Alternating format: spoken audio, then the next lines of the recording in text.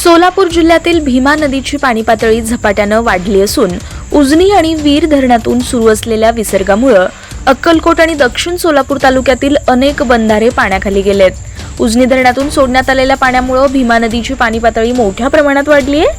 त्यामुळे चिंचपूर, खानापूर, हिळ्ळी आणि आळगेसह अनेक बंधाऱ्यांवरून पाणी वाहत आहे.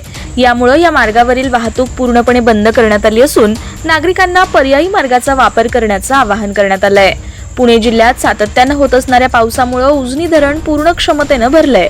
त्यानंतर उजनी आणि वीर धरणातून भीमा नदीपात्रात मोठ्या प्रमाणात पाण्याचा विसर्ग सुरू करण्यात आलाय. सध्या नदीत जवळपास 60,000 क्युसेक वेगानं पाणी वाहत असून त्याचा परिणाम अक्कलकोट आणि दक्षिण सोलापूर तालुक्यातील नदीकाठच्या भागांवर दिसून येतोय. चिंचपूर, खानापूर, हिळ्ळी आणि आळगे बंधारे पाण्याखाली गेल्यानं ग्रामीण भागातील वाहतूक पूर्णपणे ठप्प झाली आहे. विशेष म्हणजे चिंचपूर बंधाऱ्यावरून पाणी वाहत असल्यामुळं महाराष्ट्र आणि कर्नाटकला जोडणारा महत्त्वाचा संपर्कही तात्पुरता खंडित झालाय.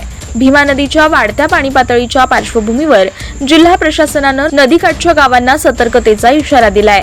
नागरिकांनी नदीपात्रात जाणं टाळावं, बंधाऱ्यावरून पाणी असताना प्रवास करू नये आणि प्रशासनाच्या सूचनांचं पालन करावं असं आवाहन करण्यात आलंय. भीमा नदीतील पाण्याचा विसर्ग कायम असल्यानं पुढील काही तास परिस्थितीवर प्रशासनाचं बारकाईनं लक्ष आहे. पाणी पातळी वाढल्यास आणखी काही बंधारे पाण्याखाली जाण्याची शक्यता व्यक्त केली जातीये. Hello Solapur report.